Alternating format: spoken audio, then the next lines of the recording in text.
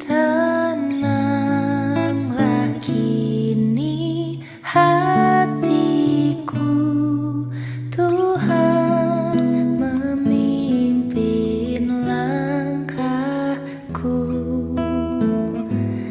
di tiap saat dan kerja tetap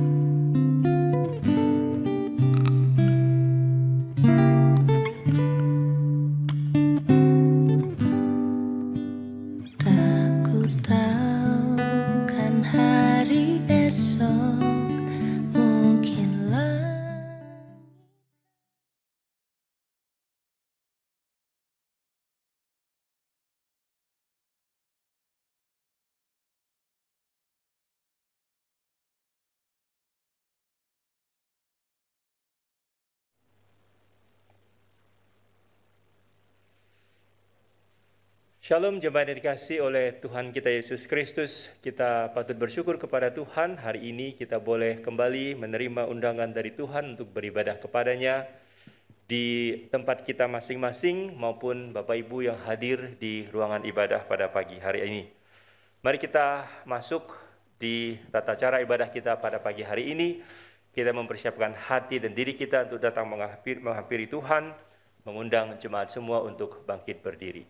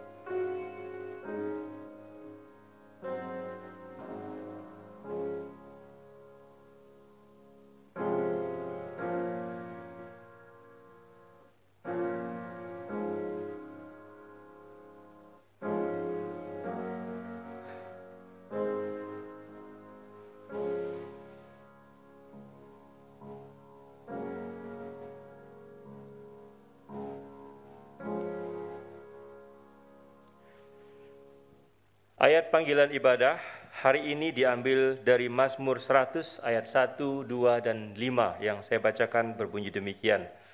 Bersorak-soraklah bagi Tuhan, hai seluruh bumi. Beribadahlah kepada Tuhan dengan sukacita. Datanglah ke hadapannya dengan sorak-sorai.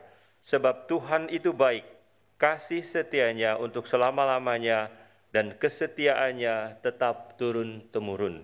Kita akan bernyanyi satu pujian dari KPPK nomor 66, Besar Setiamu.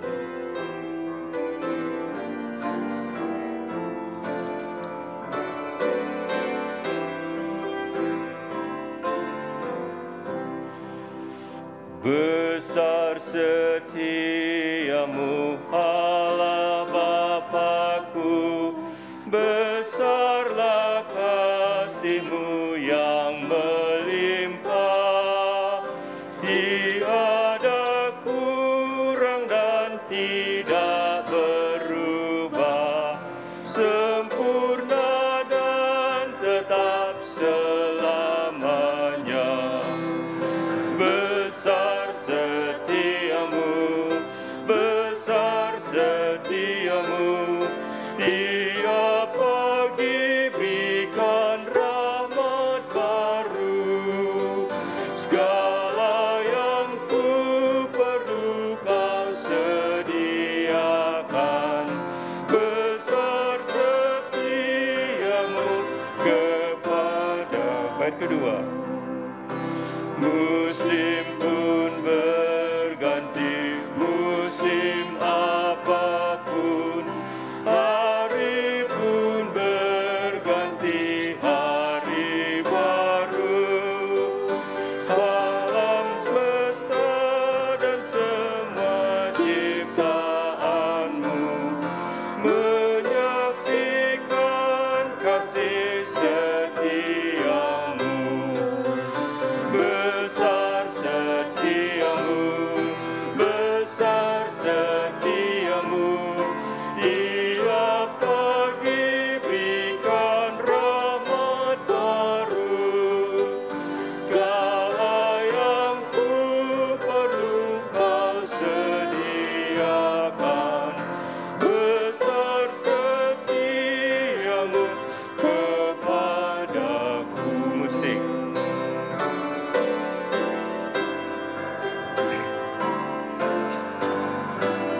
Ketiga, pengampunan dosa, beri damai kekal. Kau menghibur dan Kau menuntunku, kekuatan dan pengharapan kelak. Kasih setiamu selamanya. Besar setiamu, besar setiamu, setiamu, tiap pagi berikan rahmat baru. Segala yang ku perlu kau sediakan, besar setiamu kepadaku. Jemaat dipersilakan duduk kembali. Jemaat yang dikasihi oleh Tuhan Yesus Kristus, kita akan masuk pada momen di mana kita berbicara kepada Tuhan. Kita akan mengatakan, Tuhan, inilah aku dengan segala dosa dan pelanggaran yang aku lakukan. Dan kita ingin datang kepadanya mohon ampun atas semua yang sudah kita lakukan yang mendukakan hatinya. Dengarkanlah firman Tuhan yang terambil dari Yeremia 14 ayat 7 yang berbunyi demikian. Sekalipun kesalahan-kesalahan kami bersaksi melawan kami, bertindaklah membela kami ya Tuhan, oleh karena nama-Mu, sebab banyak kemurtadan kami, dan kami telah berdosa kepadamu. Hanya kepada Tuhan saja kita berdosa. Mari kita menyanyikan satu pujian, Yesus bayar semua. Setelah itu nanti kita akan sama-sama berdoa.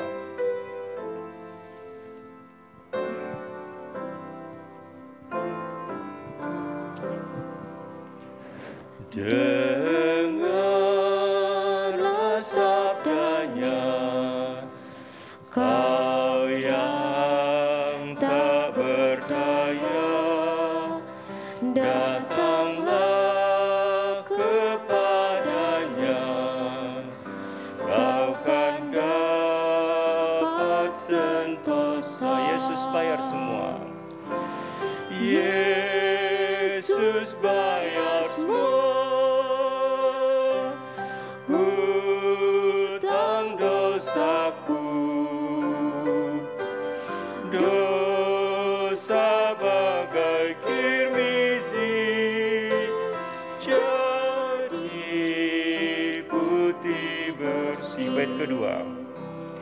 Tiada padaku suatu kebaikan, tapi darah Tuhanku memberikan kelepasan. Yesus bayar semua.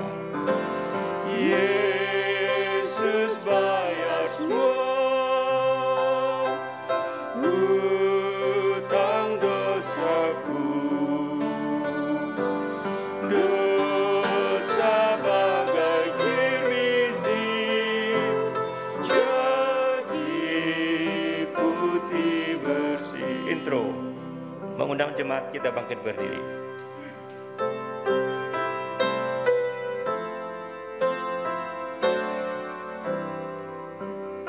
Di depan tahtanya sekarang aku bertelut.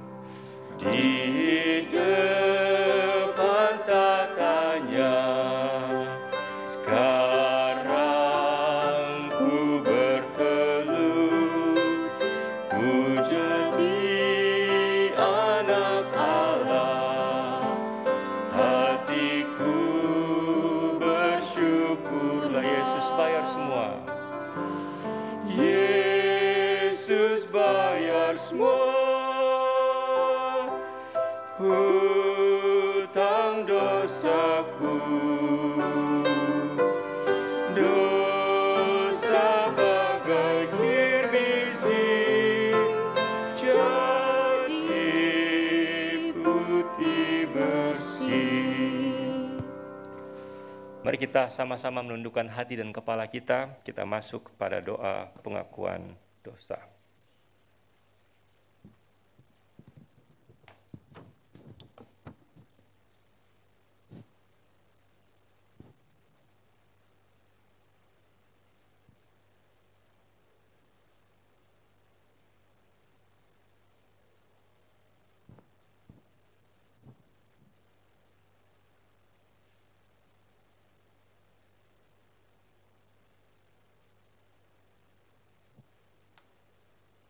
Sudah selesai.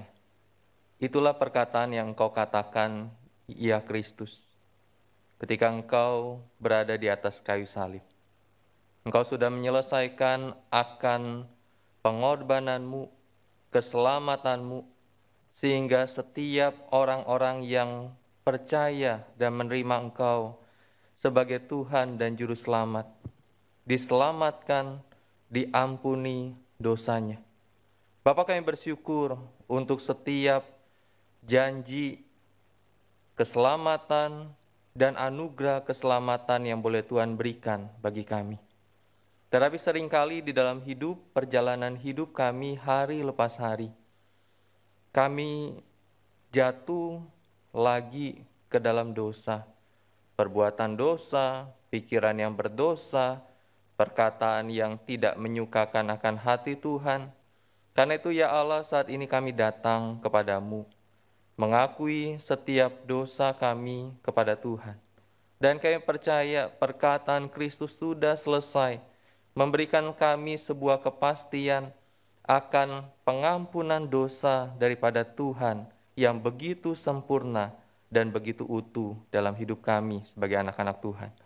Dan biarlah kami dalam perjalanan hidup ini, kami senantiasa hidup berkenan kepada Tuhan, bersandar kepada Allah, bukan sekedar kami mengaku dosa setiap minggu, tetapi hidup kami tidak pernah bersandar kepada Tuhan. Biarlah hidup kami senantiasa bersandar, berpaut, dengar-dengaran akan Allah, sehingga kami sebagai anak-anak Tuhan bisa menolak dan bisa tidak jatuh lagi ke dalam dosa, karena anugerah, kekuatan daripada Tuhan. Bapa, terima kasih untuk pengampunan dosa yang boleh Tuhan berikan bagi kami. Di dalam nama Tuhan Yesus kami berdoa dan bersyukur. Amin. Silakan duduk jemaat yang kasih dalam Tuhan. Dengarkanlah janji pengampunan dosa dari 1 Korintus 7 ayat yang ke-23. Kamu telah dibeli dan harganya telah lunas dibayar. Karena itu janganlah kamu menjadi hamba manusia. Untuk mensyukuri pengampunan dosa yang Tuhan sudah lakukan untuk setiap kita, saya mengajak kita bernyanyi satu pujian dari KPPK nomor 207, Penebusan.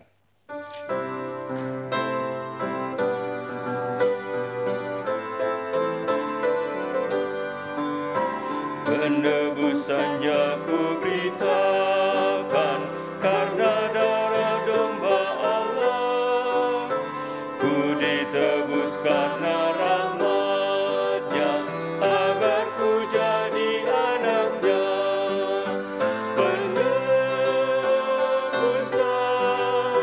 karena darah domba Allah, penebusan agar ku jadi anaknya. Bait kedua. Ku senang karena Ia tebusku, yang tak dapat ku lukiskan, dan ku tahu penyertaan-Nya, terangnya menuntun jalanku. Penebusan karena darah domba Allah, penebusan agar ku jadi anaknya.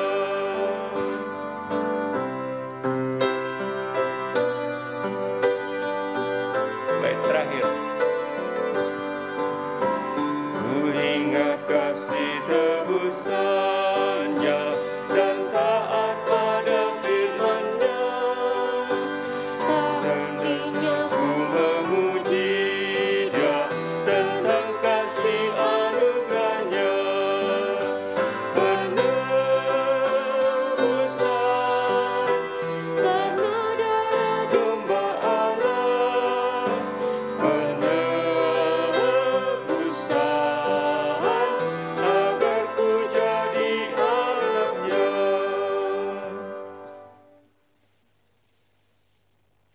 Tiba saatnya bersama dengan umat Tuhan dari segala abad dan segala tempat kita mengikrarkan pengakuan iman rasuli.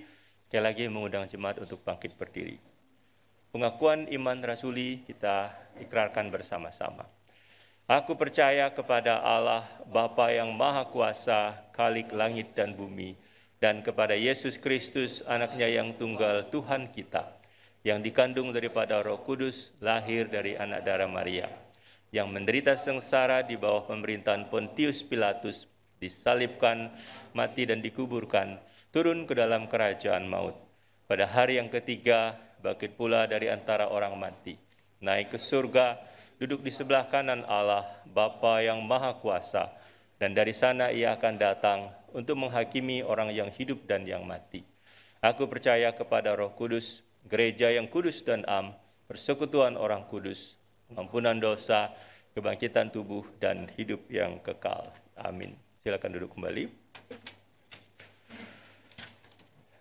Jemaat yang dikasihi oleh Tuhan Yesus Kristus, pada minggu pertama seperti ini kita akan bersama-sama belajar dari firman Tuhan dan nanti akan dirangkaikan dengan perjamuan kudus.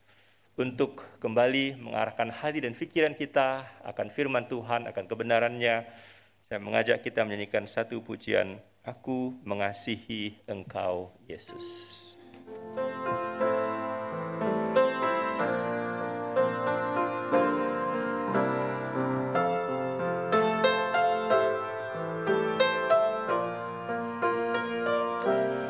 Aku mengasihi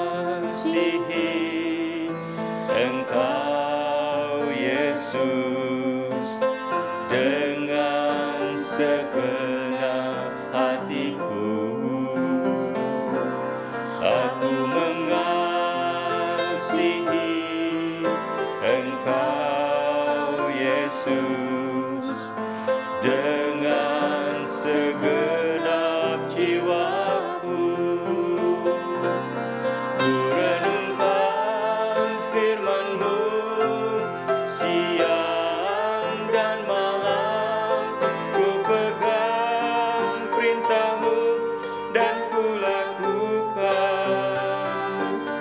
Engkau tahu ya Tuhan, tujuan hidupku hanyalah untuk menyenangkan hati-Mu. Ku renungkan firman-Mu, ku renungkan firman-Mu siang dan malam, ku pegang perintah-Mu dan ku lakukan. Engkau tahu ya Tuhan, tujuan hidupku hanyalah untuk menyenangkan hati-Mu. Kita berdoa. Terpujilah nama-Mu Bapa kami di surga, yang pada pagi hari ini menuntun kami kembali ke bait-Mu yang kudus, sehingga kami boleh memuji menyembah Tuhan. Sungguh kami merasakan betapa besar kuasa Allah dalam kehidupan kami, memelihara, menuntun setiap kami, sehingga kami boleh ada sebagaimana kami ada sampai pada hari ini.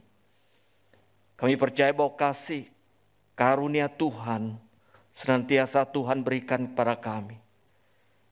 Sekiranya pada pagi hari ini Tuhan, ketika kami duduk di tempat ini, atau kami berada di rumah, kami sungguh-sungguh merasakan penyertaan Tuhan di dalam sepanjang tahun yang sudah lewat dan memasuki tahun yang baru. Dan kami yakin percaya bahwa Tuhan menuntun setiap langkah-langkah kehidupan kami. Hamba-Mu menyerahkan tuh waktu pemberitaan firman. Biar ketika membaca kami merenungkan firman Tuhan, Roh Kudus yang menuntun setiap hati dan pikiran kami, sehingga hidup kami sebagai anak-anak Tuhan, kami adalah hidup untuk kemuliaan bagi nama Tuhan. Pakai hamba-Mu di tengah keterbatasannya, boleh menjadi alat di tangan Tuhan untuk memberkati, untuk menyatakan seluruh kebenaran, boleh disampaikan kepada jemaat-Mu. Dalam nama Tuhan Yesus kami berdoa. Amin. Bapak Ibu, senang sekali kita bisa beribadah bersama pada pagi hari ini. Saya meyakini satu hal bahwa Tuhan memelihara kita dari waktu-waktu yang lalu, sekarang maupun waktu yang akan datang. Tuhan menuntun, Tuhan menyertai kita, dan bahkan Dia memberikan kasih karunia-Nya kepada setiap kita yang sungguh-sungguh percaya, yang sungguh-sungguh bersandar kepadanya. Saudara, pagi hari ini kita akan melanjutkan eksposisi kita 1 Yohanes. Kita sudah sampai pada pasal 2 ayat 18 sampai ayat 27. Kita baca ini, saudara. Saudara perhatikan ayat 18. Anak-anakku, waktu ini adalah waktu yang terakhir. Dan seperti yang telah kamu dengar, seorang antikristus akan datang. Sekarang telah bangkit banyak antikristus. Itulah tandanya bahwa waktu ini benar-benar adalah waktu yang terakhir. Memang mereka berasal dari kita, tetapi mereka tidak sungguh-sungguh termasuk pada kita. Sebab jika mereka sungguh-sungguh termasuk pada kita, niscaya mereka tetap bersama-sama dengan kita. Tetapi hal itu terjadi supaya menjadi nyata bahwa tidak semua mereka sungguh-sungguh termasuk pada kita. Tetapi kamu telah beroleh pengurapan dari Yang Kudus. Dan dengan demikian kamu semua mengetahuinya. Aku menulis kepadamu bukan karena kamu tidak mengetahui kebenaran, tetapi justru karena kamu mengetahuinya dan karena kamu juga mengetahuinya bahwa tidak ada dusta yang berasal dari kebenaran. Ayat 22. Siapakah pendusta itu? Bukankah dia yang menyangkal bahwa Yesus adalah Kristus? Dia itu adalah antikristus, yaitu dia yang menyangkal baik bapa maupun anak. Sebab barang siapa menyangkal anak, ia juga tidak memiliki bapa. Barang siapa mengaku anak, ia juga memiliki bapa. Dan kamu, apa yang telah kamu dengar dari mulanya, itu harus tetap tinggal di dalam kamu. Jika apa yang telah kamu dengar dari mulanya, itu tetap tinggal dalam kamu, maka kamu akan tetap tinggal di dalam anak dan di dalam bapa. Dan inilah janji yang telah dijanjikannya sendiri kepada kita, yaitu hidup yang kekal. Semua itu kutuliskan kepadamu, yaitu mengenal orang-orang yang berusaha menyesatkan kamu. Sebab di dalam diri kamu tetap ada pengurapan yang telah kamu terima daripadanya.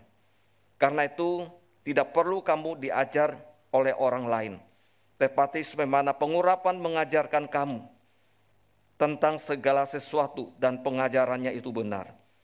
Tidak dusta dan sebagaimana itu ia dahulu telah mengajar kamu.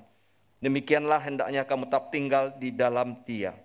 Demikianlah hendaknya kamu tetap tinggal dalam Dia. Saudara kasih dalam Tuhan Yesus, masih suasana Imlek. Sebab itu saya mau mengucapkan selamat merayakan tahun baru Imlek 2573 tahun ini. Kita sangat bersyukur bahwa kita bisa merayakan Imlek. Sekalipun kita dengan anggota keluarga, kita tidak kemana-mana, tapi Tuhan memelihara, menjaga kita. Sudah perayaan Imlek itu sebetulnya sudah dimulai dari dinasti Xia. Ya, ini dinastinya. Artinya sudah ribuan tahun yang lalu, saudara. Kemudian menyebar ke seluruh dunia, saudara. Termasuk kita yang tinggal Indonesia. Sebenarnya tradisi tahunan ini dikenal dengan identitas budaya orang Tionghoa. Anak Tuhan selalu ditanya, boleh enggak kita rayakan Imlek? Silakan saudara. Bolehkah kita pakai baju merah? Ya silakan.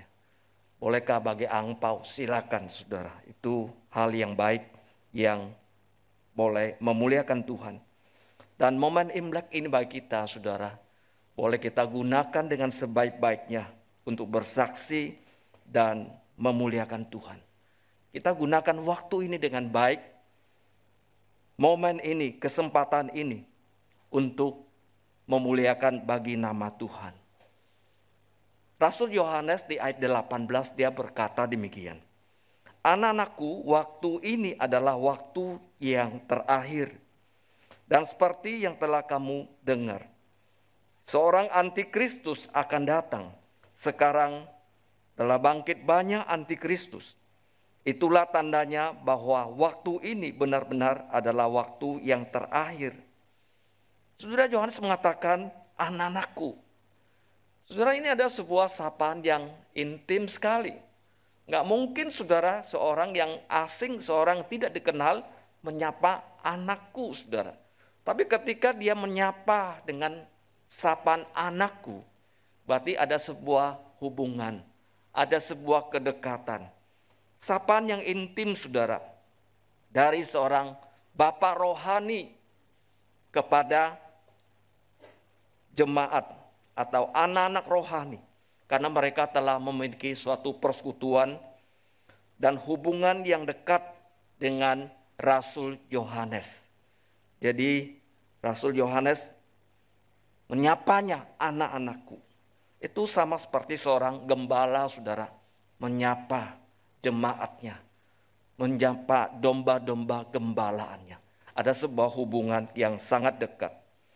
Saudara, Rasul Yohanes menggunakan dua istilah agar mendapatkan sebuah perhatian dari pembaca suratnya. Dia menggunakan istilah yang pertama adalah waktu yang terakhir. Kemudian istilah yang kedua adalah antikristus.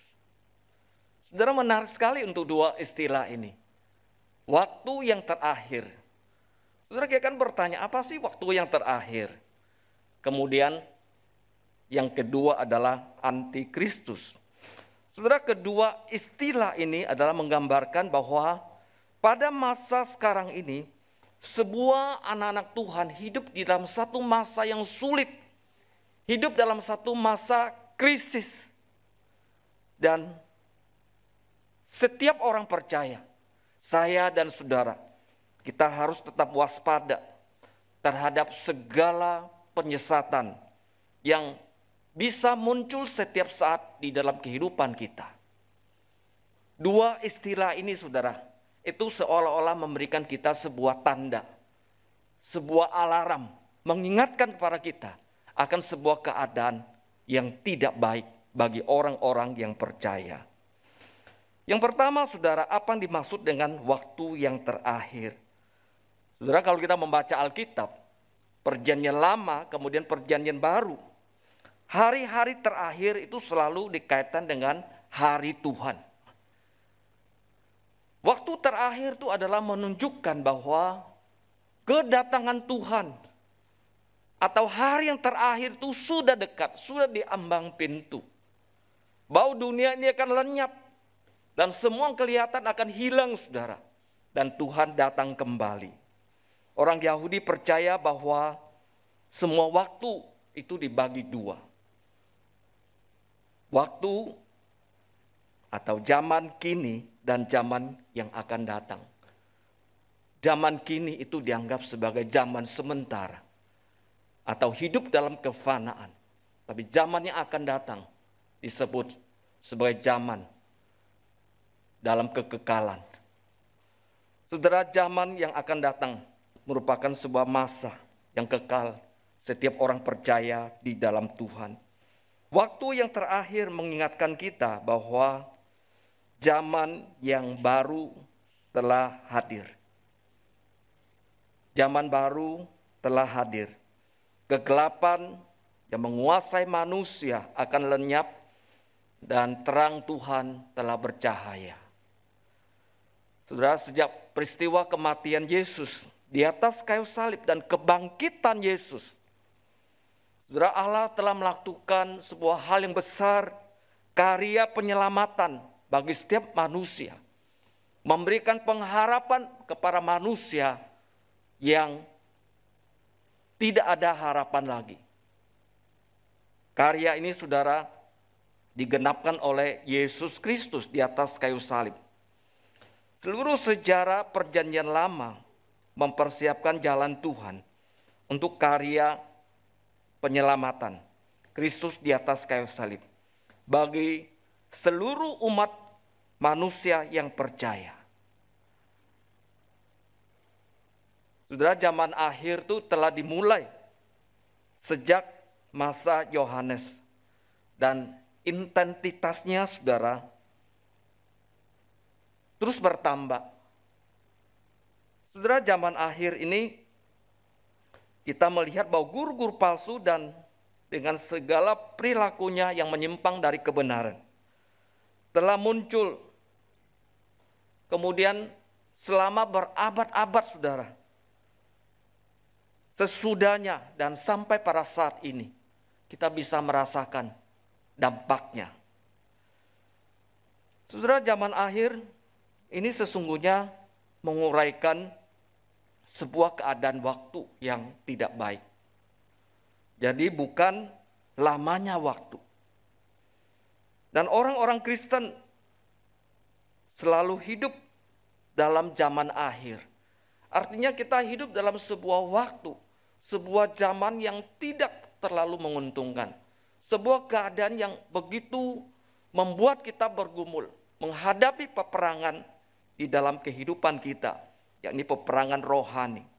Saudara, dalam masa-masa krisis ini akan sangat menentukan iman, akan sangat menentukan kesetiaan kita kepada Tuhan. Sehingga penting sekali, saudara, untuk kita ketahui apa yang kita percaya. Penting sekali untuk kita mengetahui apa yang kita percaya dan mengapa kita percaya. Saudara kasih dalam Tuhan Yesus, ini akan menjadi hal yang sangat penting di dalam kehidupan setiap kita. Ketika masa-masa sulit, masa krisis datang, saudara, ada penyesatan datang, saudara, akan menentukan kualitas kita sebagai anak-anak Tuhan. Yang kedua, saudara, siapa yang dimaksudkan dengan antikristus? Antikristus, saudara, digunakan dalam Alkitab menggambarkan beberapa hal, saudara. Kalau kita membaca Alkitab, ketika ketemu antikristus, saudara, itu bisa menggambarkan beberapa hal. Yang pertama, saudara, itu menggambarkan roh-roh dalam dunia yang menentang Kristus. Jadi setiap roh yang menentang Kristus, saudara, di baliknya ada oknum ini, antikristus. Yang kedua, saudara, antikristus menggambarkan orang-orang yang berniat menempatkan dirinya pada posisi Kristus atau posisinya Allah. Dia punya sebuah niat yang begitu rupa, saudara, untuk menggeserkan Tuhan, dan dia akan menempati posisi itu. Yang ketiga, menggambarkan musuh Kristus yang telah muncul pada waktu terakhir ini. Itulah antikristus, saudara. Saudara, iblis sejak semula secara intensional berjuang melawan Kristus. Ketika dia muncul pertama, saudara, ketika dia menipu manusia, dan intensitasnya, usahanya, saudara, untuk membinasakan semua umat manusia. Dan dia menjadi musuh daripada Kristus Yesus. Dia berusaha memutarkan setiap fakta kebenaran dengan tipu muslihatnya. Ketika dia menipu Adam dan Hawa di Taman Eden, kita melihat bahwa Adam dan Hawa jatuh ke dalam dosa. Kemudian usaha untuk menyesatkan manusia terus dilakukan, saudara. Dari zaman ke zaman. Entah memakai personal, pribadi orang-orang tertentu, saudara, atau dengan usahanya. Dengan segala perjuangannya. Saudara, roh antikristus sedang bergerilya saat ini. Pada akhirnya akan muncul dalam satu rupa manusia super, saudara, yang memiliki sifat-sifat si iblis. 2 Tesalonika 2, 1 sampai ayat 12 menyebutkan manusia super itu adalah manusia durhaka. Pada akhirnya saudara, sosok ini akan muncul. Saudara, dalam sejarah manusia sekitar tahun 168 sebelum Masehi, muncul tokoh yang bernama Antiochus Epiphanes.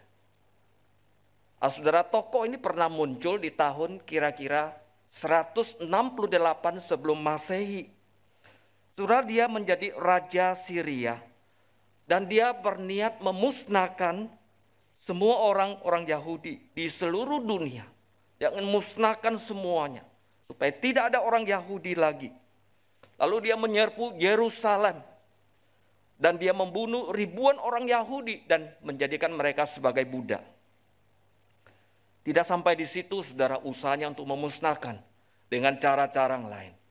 Dia melarang siapa yang menyunatkan seorang anak atau memiliki salinan dari Taurat, maka dianggap sebuah perbuatan kejahatan lalu dihukum mati.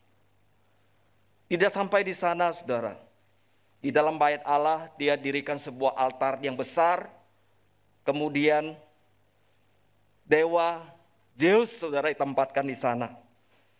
Kemudian dia juga mempersembahkan daging babi di atasnya. Kemudian kamar-kamar bait Allah dijadikan tempat pelacuran.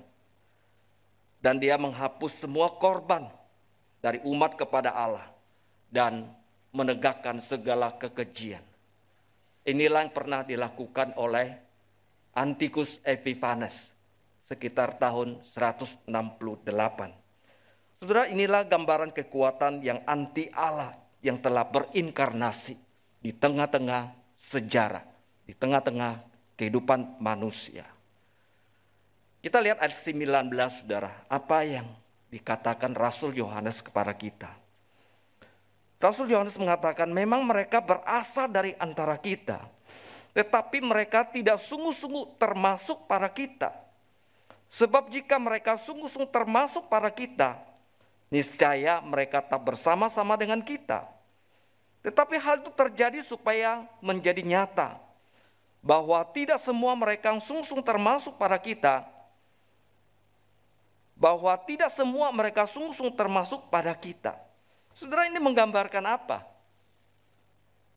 Dikatakan bahwa mereka tidak sungguh-sungguh termasuk pada kita.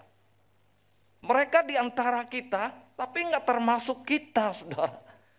Dan ini sebuah hal yang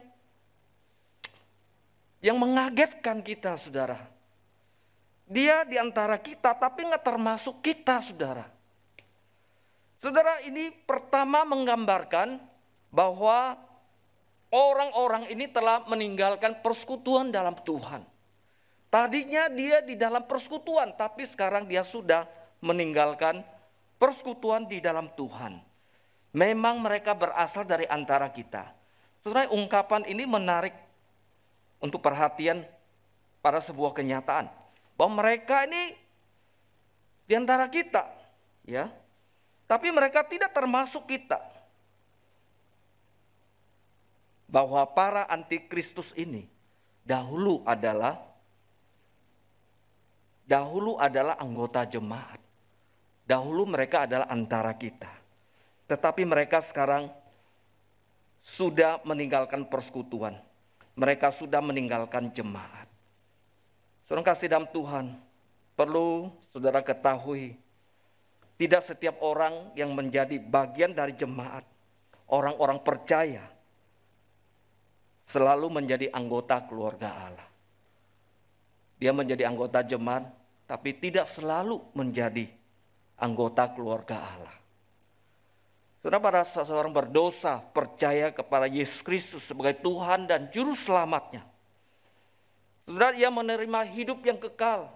Dosa-dosanya diampuni oleh Tuhan. Termasuk pada waktu saudara dan saya percaya kepada Yesus. Jadi dosa-dosa kita, saudara, diampuni oleh Tuhan. kita diberikan sebuah status yang baru sebagai anak-anak Allah. Dan kita langsung menjadi anggota keluarga Allah, bagian tubuh secara rohani dalam Yesus Kristus. Saudara, kita bertumbuh dan melayani Tuhan. Namun persoalannya, seseorang dapat menjadi anggota jemaat setempat dan belum menjadi bagian tubuh Kristus yang rohani, karena ia belum hidup bagi Kristus Yesus. Saudara, ini sebagai sebuah peringatan bagi setiap kita yang percaya. Jangan berpikir bahwa kita memegang kartu anggota gereja, kita sudah di dalam keluarga Allah. Tapi di sini Yohanes mengingatkan pada kita, belum tentu. Belum tentu. Saudara, salah satu bukti kehidupan orang Kristen yang benar adalah memiliki sebuah kerinduan untuk hidup bersama-sama dengan umat Allah. Memiliki sebuah kerinduan untuk bersekutu dengan Tuhan. Memiliki kerinduan untuk beribadah kepada Tuhan. Dan tetap tinggal di dalam persekutuan. Tetapi orang-orang Kristen yang palsu, dia tidak tetap tinggal dalam persekutuan.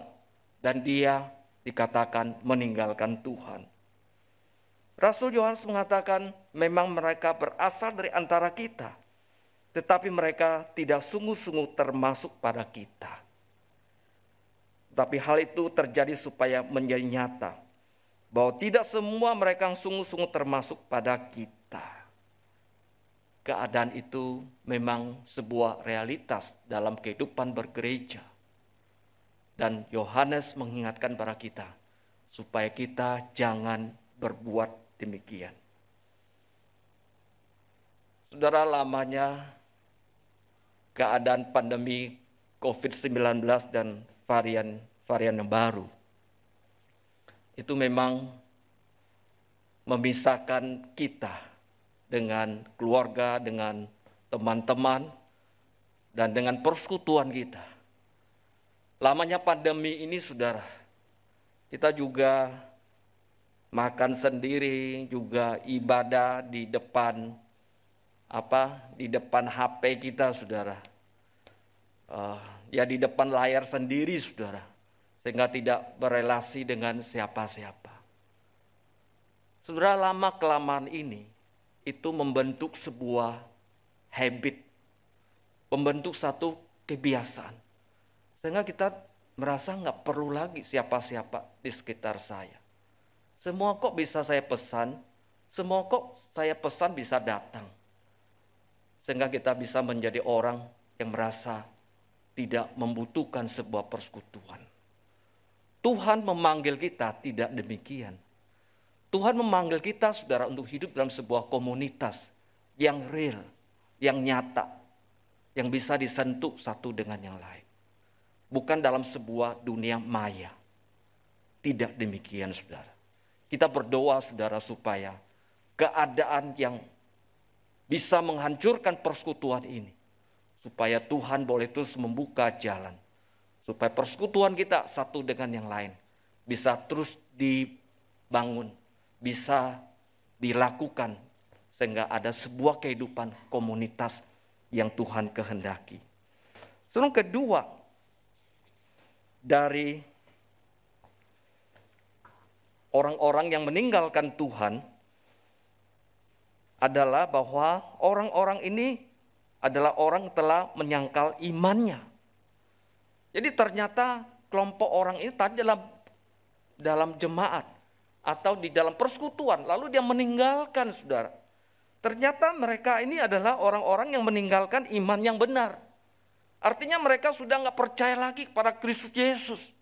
Mereka sudah meninggalkan iman yang benar. Ayat 22 dan 23 mengatakan demikian. Siapakah pendusta itu? Bukankah dia yang menyangkal bahwa Yesus adalah Kristus? Dia yang menyangkal, saudara. Dia menyangkal imannya.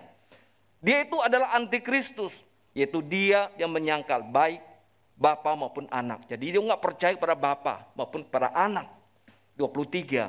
Sebab barang siapa menyangkal anak, ia juga tidak memiliki Bapa. Siapa yang percaya kepada Yesus, dia nggak percaya pada Bapa. Dia tidak mengenal Bapa. Barang siapa mengaku anak, ia juga memiliki Bapa. Barang siapa percaya Yesus, dia juga memiliki Bapa. Karena antara Yesus dan Bapa tidak bisa dipisahkan, saudara. Dua pribadi tapi tidak bisa dipisahkan. Saudara, kata menyangkal dalam bahasa asli, saudara, ini adalah demikian. Mengatakan di depan umum tentang sesuatu yang bertentangan dengan apa yang benar. Itu istilah menyangkal, saudara. Menyangkal bahwa Yesus adalah Kristus berarti mengumumkan bahwa Yesus bukan Kristus. Secara tidak langsung berbuat demikian. Saudara, tidak semua kita, jemaat, aktivis, ya bisa saja juga pengkhotbah, mengaku ya sebagai Kristen, namun mereka benar-benar percaya atau mengakui bahwa Yesus Kristus adalah Allah yang telah menjelma manusia. Kalau iman kita hanya dijadikan sebuah aktivitas, saudara, dalam hati kita tidak mengakar, tidak percaya, masih ada keraguan bahwa Yesus adalah Allah yang telah menjelma manusia, maka penyangkalan itu terjadi dalam kehidupan kita sebagai orang Kristen. Jika mereka mengakui bahwa Yesus Kristus adalah Allah yang telah menjelma manusia, maka mereka mempunyai iman yang benar. Jika mereka menyangkal, mereka bukan milik Kristus. Jadi ada dua hal yang kita lihat kontras. Jika mereka mengaku Yesus sebagai Allah, maka dia punya iman yang benar sesuai dengan firman Allah. Tapi jika dia menyangkal, dikatakan dia tidak memiliki iman yang benar. Seorang Kristen sejati, saudara, dia akan berbicara di bawah pimpinan Roh Kudus. Dia akan berbicara sesuai kebenaran firman Tuhan. Seorang guru palsu akan berbicara di bawah pengaruh roh antikristus, di bawah pengaruh roh yang menyesatkan, yang tidak sesuai dengan kebenaran. Mengakui bahwa Yesus Kristus adalah Allah yang datang sebagai manusia. Saudara, bukanlah hanya sekedar kita mengenal. Pengakuan yang benar adalah satu kesaksian pribadi dalam hati kita, kemudian kita wujudkan dengan sebuah tindakan dalam iman kita. Artinya iman kita pada Yesus Kristus, saudara, tidak hanya kita mengetahui, tidak hanya sekarang kita mengenal, saudara, tetapi dikatakan bahwa kita perlu wujudkan dengan tindakan iman kita, saudara. Ibadah, saudara, itu adalah salah satunya. Doa kita kepada Tuhan, saudara, adalah salah satu tindakan iman. Persembahan kita, saudara, pelayanan kita dan semuanya itu adalah semua wujud dari tindakan iman yang harus dinyatakan di dalam kehidupan kita sebagai orang percaya. Sudah saat merayakan Imlek, saya yakin bahwa saudara membagikan angpau, betul ya? Kepada anggota keluarga, betul? Ya, kepada anak lah minimal lah ya. Kasih angpau gitu ya, atau anak kasih kita angpau yang sudah bekerja gitu. Sudah, itu adalah sebuah tindakan apa? Belajar untuk membagi. Atau malah ada yang membagikan sesuatu kepada jemaat yang lain, kepada hamba Tuhan. Mungkin berupa kue atau berupa apa. Atau diberikan kepada tetangga, satpam dan lain sebagainya. Itu adalah sebuah tindakan, wujud kasih, saudara, yang kita perlihatkan, saudara. Dan mereka menerimanya. Mereka akan tahu, saudara, bahwa kita adalah anak-anak Tuhan yang memiliki kasih. Yang terakhir, saudara, dari mereka yang tidak termasuk pada kita, bahwa mereka ini adalah orang yang berusaha menyesatkan jemaat lainnya. Mereka ini yang menyesatkan jemaat lainnya. Itu pasal 2 ayat 26 sampai ayat 29. Saudara, kelompok antikristus jarang membawa orang berdosa yang tersesat kepada iman mereka yang palsu. Dia nggak mau. Mereka yang sudah tersesat, mereka yang sudah menyimpang, dia nggak bawa pada iman mereka yang palsu. Tetapi antikristus, kelompok ini saudara, mereka selalu berusaha mengubah iman anggota jemaat yang sudah menerima ajaran benar. Lalu mereka tarik saudara mengikuti ajaran mereka. Dan seringkali itu yang terjadi, yang dilakukan oleh mereka. Mereka benar-benar mau menyesatkan orang-orang yang sudah berjalan di jalan yang benar. Bukan mereka yang sudah menyimpang, mereka bawa bukan. Tapi orang yang sudah benar, di jalan benar, lalu dia bawa, dia menariknya. Saudara, ajaran sesat, kalau kita melihat dari zaman ke zaman saudara, kita akan melihat bahwa mereka selalu mendengungkan ajaran yang bertentangan dengan firman Allah. Ketika kita mendengarkan ajaran yang sesat saudara, selalu bertentangan dengan firman Allah. Alkitab yang kita pegang sebagai iman, sebagai dasar kita, selalu bertentangan saudara. Mereka mengajarkan saudara, ada wahyu baru misalnya. Mereka mengajarkan bahwa ada Kristus yang lain yang bukan di Alkitab. Mereka mengajarkan keselamatan melalui usaha-usaha manusia, bukan kasih karunia dan lain sebagainya. Itu adalah ciri-ciri daripada ajaran-ajaran yang menyesatkan. Rasul Yohanes mengatakan, dalam diri kamu telah terima pengurapan dari Tuhan. Kita sudah terima pengurapan dari Tuhan. Kamu tidak perlu diajarkan oleh pengajaran yang lain. Kita sudah terima pengurapan dari Tuhan. Jangan terima pengajaran yang lain yang menyimpang. Kamu harus hidup bersatu dengan Kristus dan tinggal di dalam Tuhan. Ayat 28 saudara sangat jelas. Maka sekarang anak-anakku, tinggallah di dalam Kristus. Supaya apabila ia menyatakan dirinya, kita beroleh keberanian percaya. Dan tidak usah malu terhadap dia pada hari kedatangannya.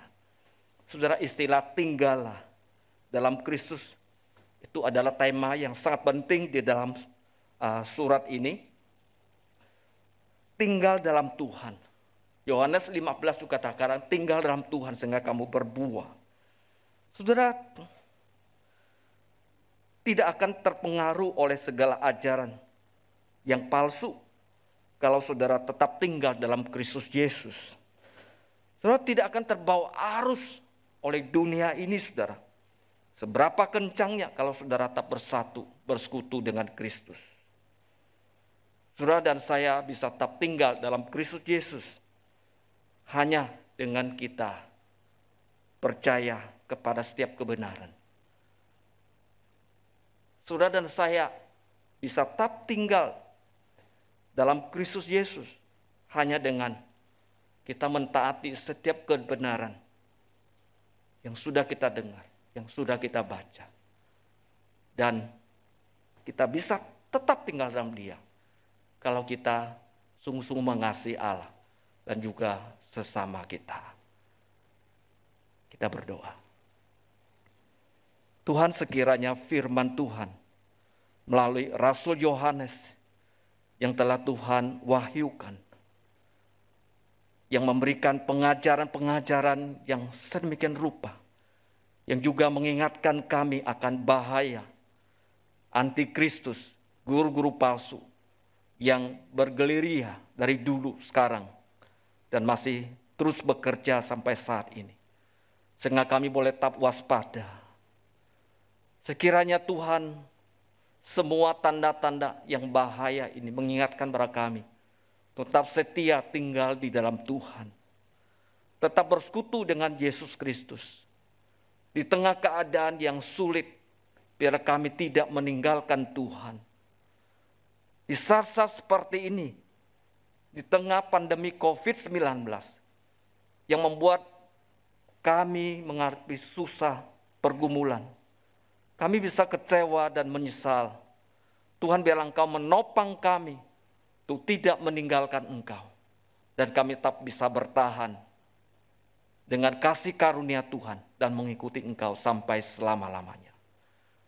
Tolong dan kuatkan kami di tengah krisis seluruh jemaat-Mu di tempat ini. Biar kami tetap taat dan tetap mengikuti firman-Mu. Di dalam nama Tuhan Yesus kami berdoa. Amin. Jemaat yang dikasihi Tuhan Yesus Kristus, kita sudah bersama-sama belajar dari firman Tuhan dan mengikuti perjamuan kudus. Mari kita saatnya memberikan persembahan syukur kita kepada Tuhan untuk minggu ini. Persembahan dapat dilakukan dengan cara scan QR Code yang ada di layar monitor Bapak Ibu semua yang ada di rumah. Yang ada di ruangan ibadah, silakan scan QR Code yang ada di kursi di depan Bapak Ibu masing-masing. Atau jika yang ingin transfer, bisa juga ditransfer ke rekening BCA dengan nomor 001-305-2422 atas nama Gereja Kristus Yesus. Sambil kita memberikan persembahan syukur kita kepada Tuhan, kita bernyanyi pujian Betapa Hatiku Berterima Kasih Tuhan.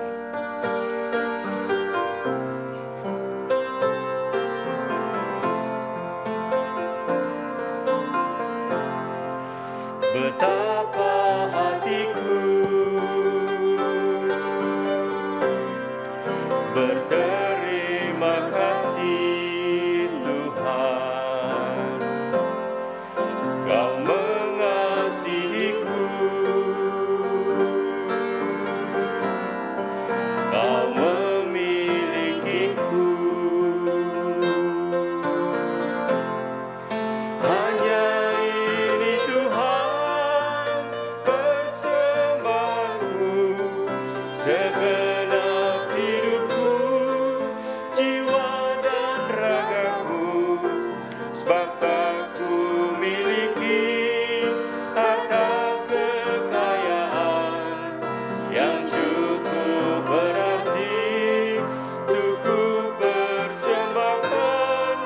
Hanya ini Tuhan permohonanku, terimalah Tuhan persembahanku, pakailah hidupku sebagai alat-Mu seumur hidupku. Kita ulangi lagi, betapa hatiku, betapa hatiku berterima kasih Tuhan, Kau mengasihiku, Kau memilikiku.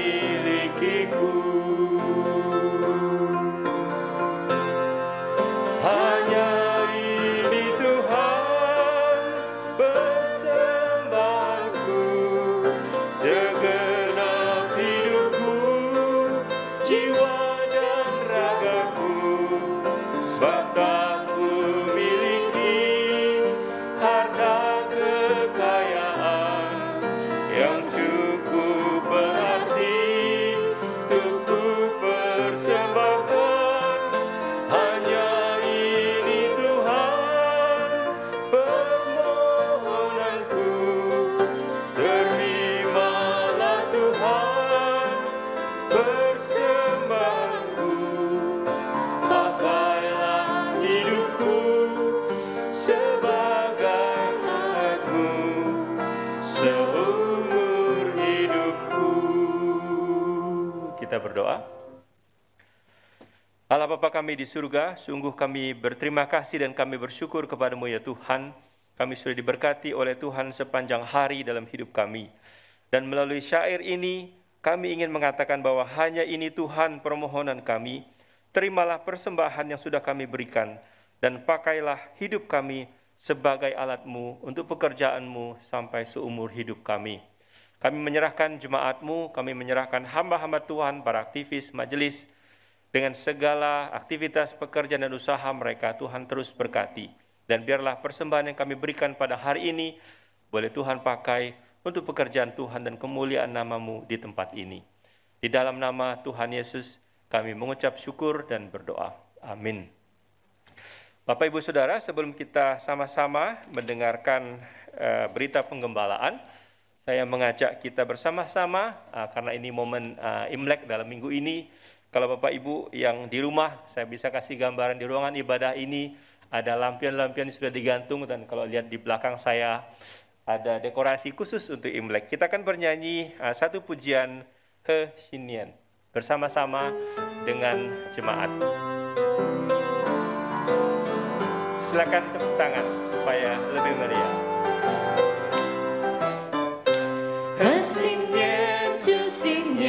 新年来祝恩典，愿大家都快乐过新年。贺新年，祝新年，新年来祝恩典，同欢喜，同颂愿祝恩典。多少往事值得轻松带领，希望重建是我的眼前。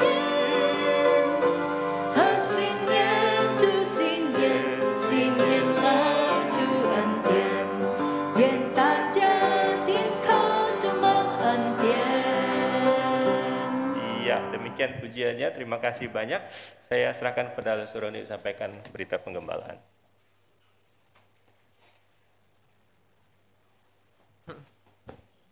Shalom jemaat yang kasih dalam Tuhan, biarlah anugerah Tuhan senantiasa cukup bagi kita. Dan beberapa berita penggembalaan yang bisa saya sampaikan hari ini, kita bersyukur minggu ini adalah minggu pertama untuk kita melihat kebaikan Tuhan dan sudah merasakan kebaikan Tuhan. Karena itu mari kita sebagai anak-anak Tuhan yang telah dipelihara oleh Tuhan pun membawa persembahan persepuluhan kita kepada Tuhan. Dan Maleakhi 3 ayat yang ke-10 dikatakan, bawalah seluruh persembahan persepuluhan itu ke dalam rumah perbendaraan, supaya ada persediaan makanan di rumahku. Dan ujilah aku, firman Tuhan semesta alam, apakah aku tidak membukakan bagimu tingkap-tingkap langit dan mencurahkan berkat kepadamu sampai berkelimpahan. Kiranya Tuhan memberkati usaha dan pekerjaan kita. Jemaat yang kasih dalam Tuhan, yang kedua adalah ibadah onsite. Kita bersyukur kita sudah mengadakan 2 ibadah onsite, yaitu jam 7:30 pagi dan KU yang kedua jam 10 pagi. Dan mengundang setiap jemaat Tuhan pun untuk bisa bersama-sama untuk bisa hadir kembali di ibadah onsite di minggu yang akan datang. Dan link pendaftaran bisa minta ke tata usaha kalau setiap kita belum menerima link yang dibagikan oleh tata usaha setiap hari Sabtu. Kemudian Rabu 9 Februari akan ada kebaktian doa di Zoom dan di live streaming di YouTube. Jam 7:30 malam mengundang kita untuk bersama-sama juga berdoa.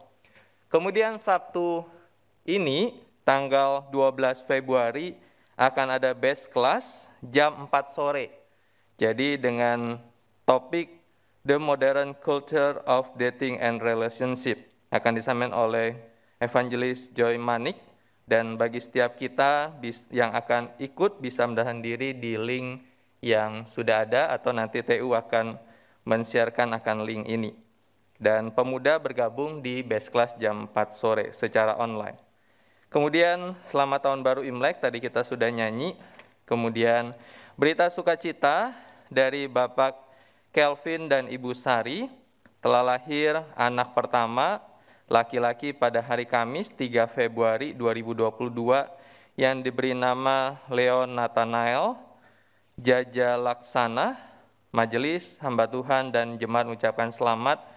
Dan kiranya Tuhan memberikan terus pertumbuhan kepada Leon dan memberikan hikmat kepada Bapak Kelvin dan Ibu Sari di dalam mendidik akan Leon. Kemudian berita duka cita, telah kembali ke rumah Bapa di surga, Bapak Anwar Joni atau Bapak Lim Chok Chun pada usia 71 tahun. Bapak Anwar Joni adalah papa dari Guru Injil Gina atau papa mertua dari Guru Injil Robert Adrian pada hari Kamis, pada hari Jumat 4 Februari dan telah dimakamkan pada hari Sabtu 5 Februari di TPU Tanah Kusir. Kiranya Roh Kudus memberikan kekuatan dan penghiburan bagi keluarga yang ditinggalkan. Kemudian Komisi Anak akan mengadakan survei rencana pelaksanaan ibadah sekolah minggu onsite untuk kelas besar dan tunas kelas 5 SD sampai kelas 7. Dan link survei ada nanti mungkin dibagikan di sekolah minggu dan batas pengisian 18 Februari. Karena itu mengajak para orang tua yang anaknya kelas 5 sampai kelas 7 bisa mengisi link ini. Demikian berita pengembalaan, Tuhan berkati.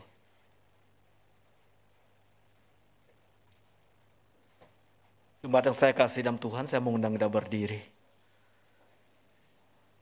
Saudara kasih dalam Tuhan, kita sudah mendengarkan firman dan kita merindukan bahwa setiap firman kita lakukan dalam kehidupan kita. Kembalilah ke dalam kehidupan sebagai seorang murid Kristus. Taatilah firman dan bersaksilah bagi Tuhan.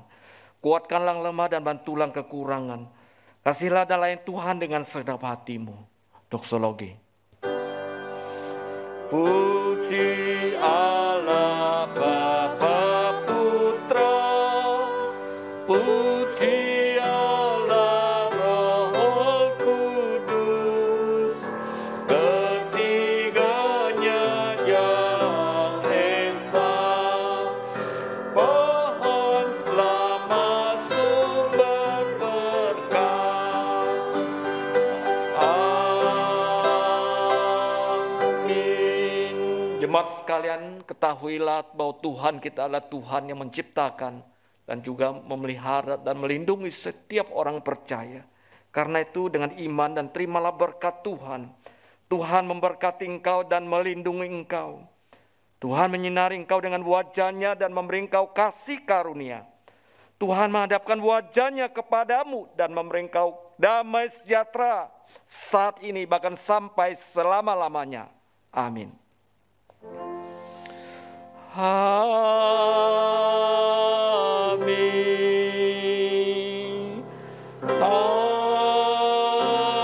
Amin.